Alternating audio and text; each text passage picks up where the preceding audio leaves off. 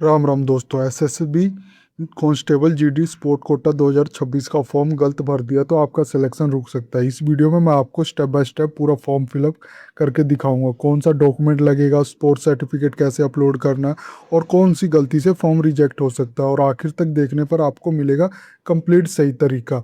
अगर आप स्पोर्ट कोटा में सरकारी नौकरी पाना चाहते हैं तो ये वीडियो आपके लिए बहुत ज़रूरी है, इसलिए इस वीडियो को आखिर तक जरूर देखना। आप ये देख सकते हैं इसका ऑफिशियल नोटिफिकेशन जारी कर दिया गया, ये आप देख सकते हैं।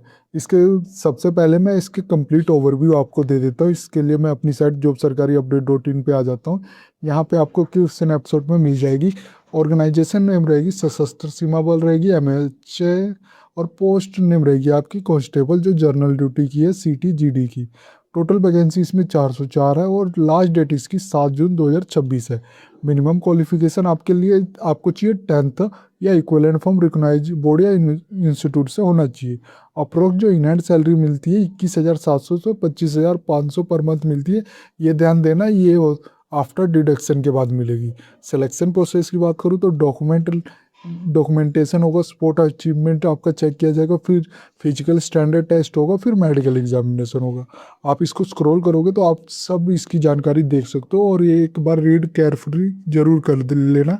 मैंने इसका लिंक वीडियो डिस्क्रिप्शन में भी दिया हुआ है।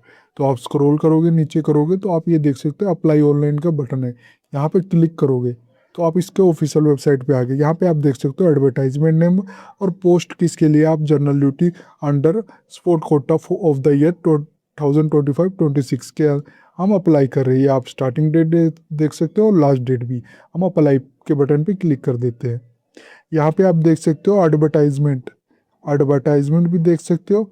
अगर आपने ऑलरेडी रजिस्टर किया हुआ है तो व्यू एप्लीकेशन स्टेटस देख सकते हो, रजिस्ट्रेशन आईडी, पासवर्ड और कैप्चा एंटर करके लॉगिन कर लोगे। अगर इस वीडियो में मैं आपको दिखाने वाला हूँ कंप्लीट A to Z, यानी रजिस्ट्रेशन से लेके पेमेंट तक।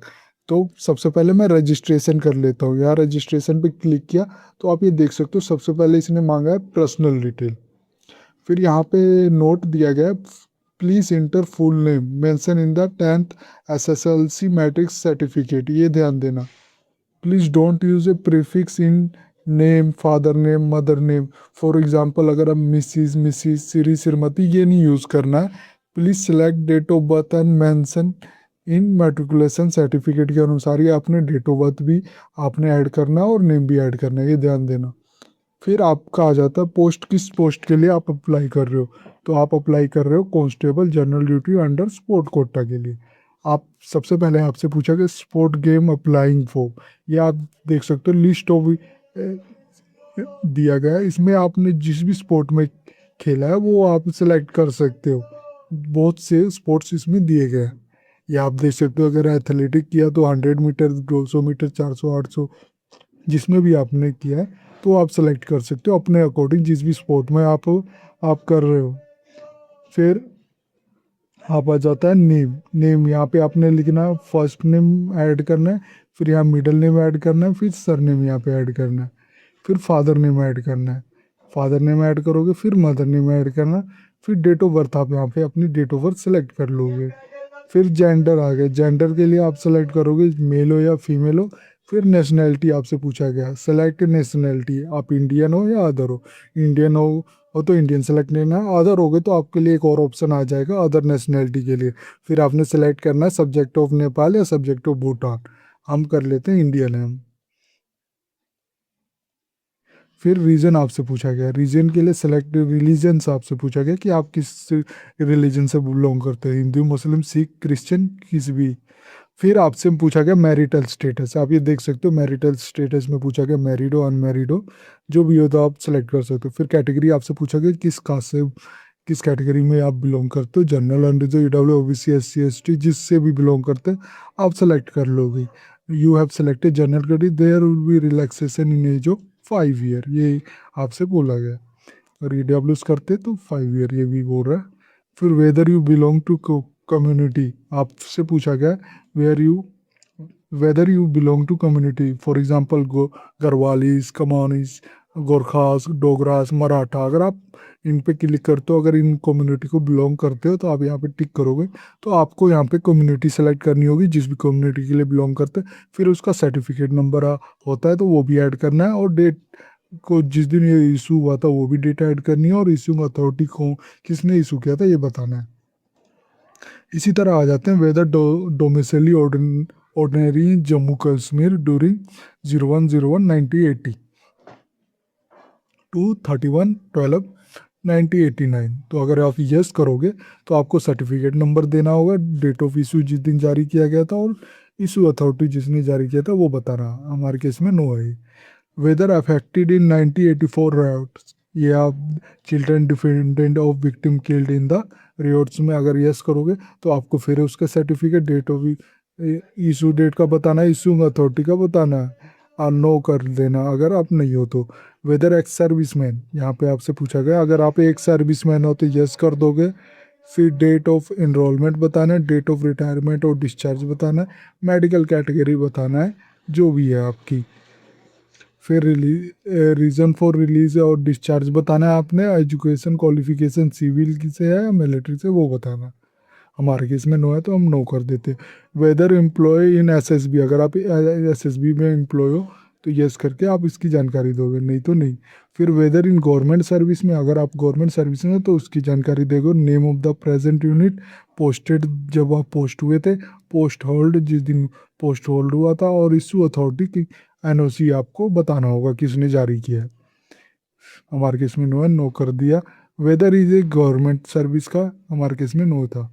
फिर आपसे पूछा गया सेलेक्ट आइडेंटिटी कार्ड टाइप, आपने सेलेक्ट आइडेंटिटी कार्ड सेलेक्ट करना है, जिस भी कार्ड को आप सेलेक्ट करना चाहते हो। फॉर एग्जांपल इसमें दिया हुआ Aadhaar card, PAN card, voter ID, जो भी सेलेक्ट करोगे, फिर उस कार्ड का नंबर आपने ऐड करना है, फिर आइडेंटिफिकेशन मार्क आपने ऐड करनी है, फिर आपने मोबाइल नंबर ऐड करना है। ये ध्यान देना, मोबाइल नंबर और ईमेल एड्रेस आपके पास अपनी ऐड करना, क्योंकि कोई भी डिटेल आपको मोबाइल नंबर या ईमेल के थ्रू ही आपको सेंड की जाएगी। फिर आपसे पूछा गया एजुकेशन क्वालिफिकेशन डिटेल मांगेगी। यहाँ पे आपसे जो एग्ज़ाम मिनिमम क्वालिफिकेशन मांगी गई थी वो matriculation equivalent for recognise board या इंस्टीट्यूशन से मांगी गई थी। फिर आपने नेम ऑफ द स्कूल या बोर्ड, यूनिवर्सिटी, इंस्टीट्यूट का नाम बताना, ईयर ऑफ एग्ज़ाम बताना है, जिस दिन से हुए थे, रोल नंबर आपने बताना है, सर्टिफिकेट नंबर बताना है, डेट ऑफ इशू बताना है, जिस दिन इशू किया गया था आपको, और सब्जेक्ट बताना है कौन से सब्जेक्ट थे, और एग्रीगेट परसेंटेज मार्क बताना है, ग्रेडिंग बतानी है। फिर आ जाते हैं स्पोर्ट क्वालिफिकेशन में। ये ध्यान देना, जो sportsman who have represented the state of the country in the national और इंटरनेशनल कंपटीशन में जिसने जिसने रिप्रेजेंट किया है, अगर ये आप यस करोगे तो आपको यहाँ पे उसका डेट बताना है, नहीं तो नो करो। और medal winner in senior junior national championship में अगर है तो आप यस करके उसका डेट बताओगे, नहीं तो नो करोगे। Medal winner in Khelo India youth game और खेलो इंडिया विंटर गेम में या खेलो इंडिया पैरा गेम में अगर आपने मेडल जीता है तो उसका बताना यस, और कब जीता है ये बताना। इसी तरह खेलो इंडिया यूनिवर्सिटी गेम के बारे में बताना है। अब medal winner in school game federation of India, इसके बारे में बताना है और कब जारी किया गया था उसके, अगर आपके पास है तो। और sport person who have represented their university in the inter university tournament conducted by the inter university sports board, इसके बारे में बताना है। फिर आपसे पूछा गया लास्ट में sportsman who have represented in the state school team में in the national sport game for school conducted by the all India game all school games federation, तो उसके बारे में अपनी जानकारी देनी है किस दिन हुआ था। फिर नोट, यहाँ पे एक चीज़ ध्यान देना, जो sport qualification will be taken on a consideration of the participation achievement by the candidate in the past 2 years का बताना आपने, ये ध्यान देना। फिर एथलीट इन नेम, यहाँ पे नेम ऑफ द एथलीट नहीं, नेम ऑफ द गेम बताना है, फिर लेवल बताना है कि आपने किस लेवल पे उसको खेला था। फिर सर्टिफिकेट नंबर बताना है, डेट ऑफ इशू जिस दिन जारी किया था वो बताना है, इशू अथॉरिटी जिसने जारी किया था वो बताना है, और आपको कौन सा मेडल मिला था ये भी बता सकते हो। पार्टिसिपेट किया था, 9 मेडल था, ब्रॉन्ज था, सिल्वर, गोल्ड, जो भी मेडल मिला था ये ध्यान देना। ये एथलेटिक इसीलिए शो कर रहा है क्योंकि मैंने यहाँ पे एथलेटिक चूज किया हुआ है। अगर आप बॉक्सिंग चूज कर लेते हो तो आपको यहाँ पे बॉक्सिंग की डिटेल देनी है। फिर जब आप एक बार कंप्लीट इसकी डिटेल एंटर कर दोगे फिर नेक्स्ट के बटन पे क्लिक करना है। इसके बाद फ्रेंड आप एड्रेस डिटेल सेक्शन पे आ जाओगे। आप ये देख सकते हो सबसे पहले आपसे पूछा गया परमानेंट एड्रेस, तो आपने विलेज या टाउन का नाम लिखना है, फिर पोस्ट ऑफिस बताना है, फिर तहसील एंटर करना है और पुलिस स्टेशन आपने बताना है। फिर आपने स्टेट सेलेक्ट करना है, जिस भी स्टेट को बिलोंग करते हो। फिर आपने डिस्ट्रिक्ट बतानी है, डिस्ट्रिक्ट बेस्ड ऑन आपके सेलेक्ट स्टेट के बेस पे शो करेगा। फिर आपने वहाँ का पिन कोड डालना है।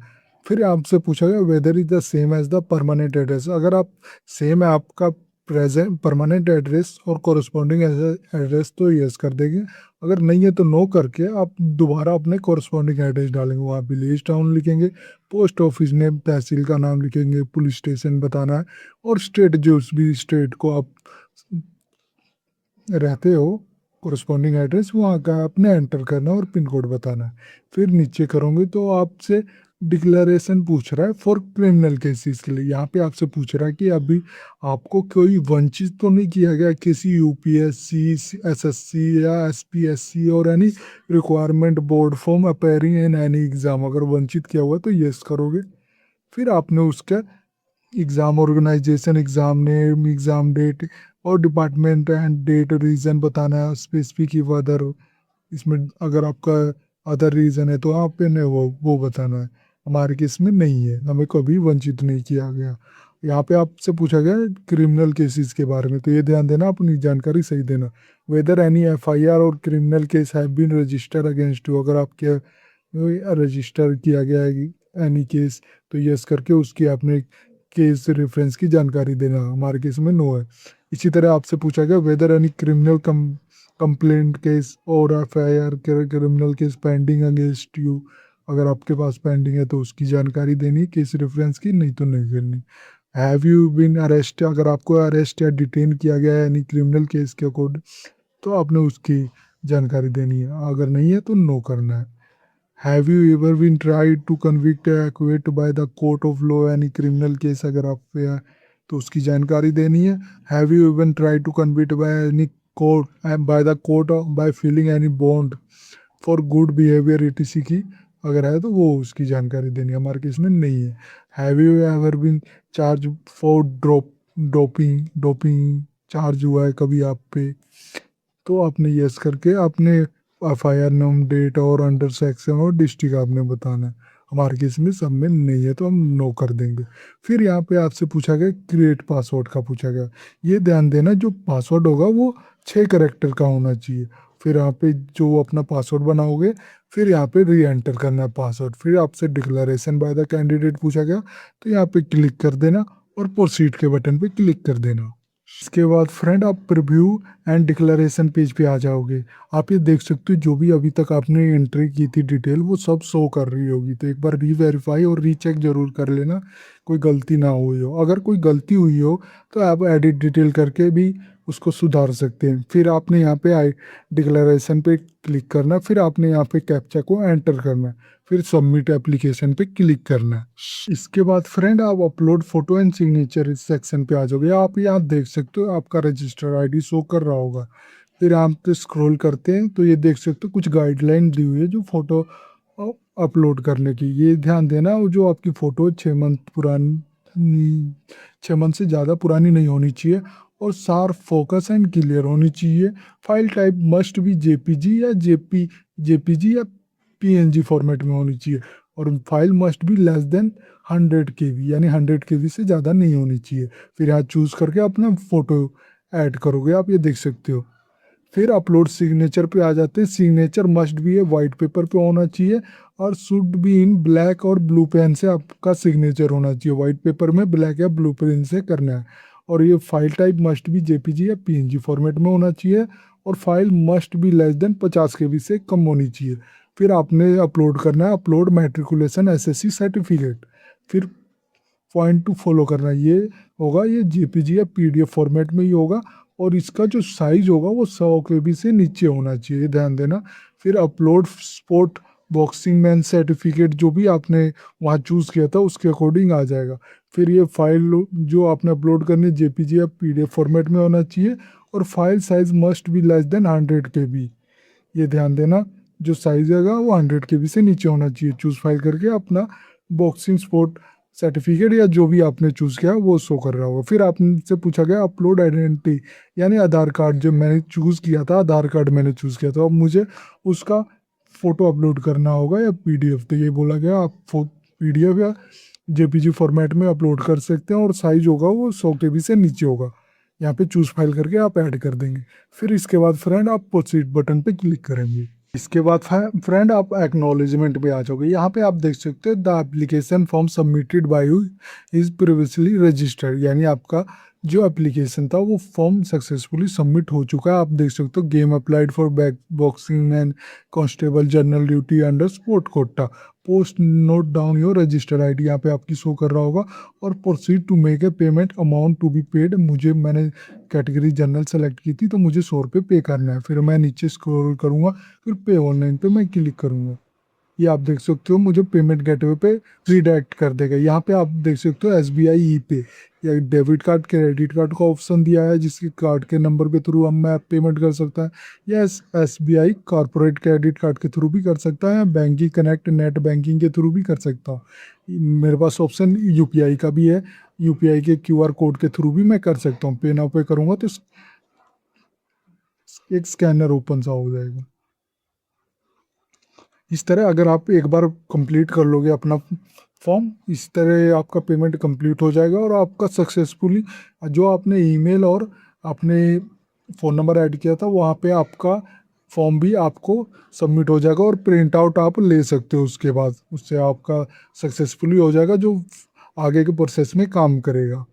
ये थी जानकारी SSB रिक्वायरमेंट 2026 की, जिसमें कांस्टेबल GD की जो टोटल वैकेंसी 404 वैकेंसी थी। इस वीडियो में मैंने आपको दिखाया कि आप फॉर्म को बिना किसी गलती से कैसे सबमिट कर सकते हैं। अगर ये वीडियो आपको अच्छी लगे तो please like and subscribe my channel. धन्यवाद।